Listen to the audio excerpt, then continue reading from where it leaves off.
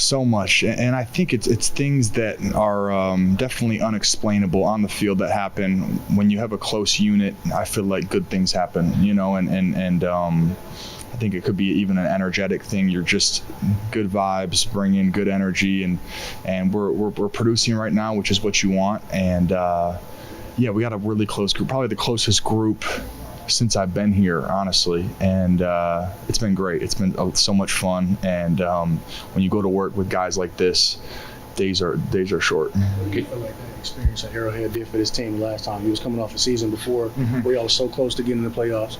You guys start out and get that season open and win. How much do you think that victory kind of helped with the DNA and the foundation of this team right now? It was huge. Yeah, back then that was kind of I feel like a confidence thing, knowing we could go in there and do that. And now flash forward a couple of years, I feel like we're at a point where, we believe we can compete against anybody, and we're going to go in there and try to execute our game plan the best to our ability and hopefully come out there with a win. Can you take us inside the meeting room when you guys are looking back at film and these short fields continue to pop for this offense when it's another turnover by this defense, the level of pride you guys are taking when those plays are reviewed in front of everybody? It's huge. It's we're creating takeaways, which is probably more than we've done since I've been here, at a really high level. So it's really fun to watch. It's really fun to be a part of. And it's really, I think it comes down to our focus on it in training camp, in practice, everything. It was all about punch outs. It was all about creating takeaways, getting interceptions, finishing not on the quarterback in practice, but mentally doing it, and I think that's it's paying dividends. To have so many different people at different positions being a part of it, Anzalone getting a pick this past week, what does it mean when the turnovers are coming in different ways? It's not just the same results from different positions. It's huge, man. I was so happy when Anzo got his interception. I know it's been a little bit, and then Emmitt got one, just playing super physical coverage, and Kirby seems to find his way to the ball once a game now. So it's when your back end's doing that, they're really playing at a high level despite a couple injuries here and there. It goes to show the level of detail that's going in, not even with the ones, just through the whole through the depth of everybody. Yeah. When they are dealing with the back end, speaking, when they're dealing with the injuries that they're dealing with right now, how much more onus do you guys in the front seven put on limiting the time that they got it covered, making some of those extra plays? Does that even go into the equation at all, or?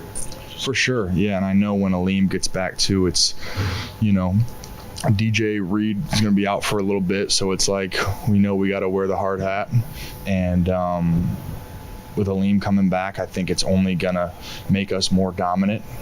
He's such a force, so it's going to be great to get him back. But yeah, again, when your secondary is getting a little bit hurt, of course, you got to take accountability as a D-line. You got to try to find a way to, even if it's quick game, when you get those longer developing routes, find a way to affect the quarterback in some way, get in a throwing lane, get a PBU, make that throw a little bit more difficult for him so it's a little bit off target. That's really all you can do. Earlier, Dan refuted a report that the Lions had reached out, I guess, about the low blocks that you were facing in games 1 and 2, and try to alert the league about that. I mean,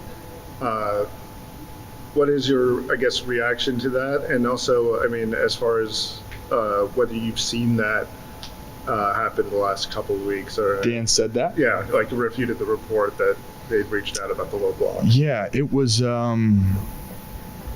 definitely a little bit. It was showing up a lot in those first couple of games, and I get it. I bet you they were trying to check my leg and make sure it was there, and it was and that's just the nature of football, and that's what people do, and I'm not saying they did or didn't. I just know the frequency was high in those first couple of games. So but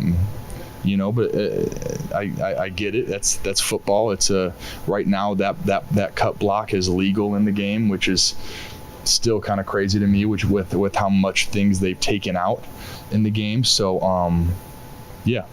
When you watch the film of your performance, how much more do you appreciate it, given how much attention you get? I mean, there aren't many one-on-ones, such. I mean, you get chip, the guards coming over after the tackle. I mean, you're seeing so much, but you're still able to produce. When you watch that tape, how much more do you appreciate kind of what you're doing, given what you're having to go through and battle through?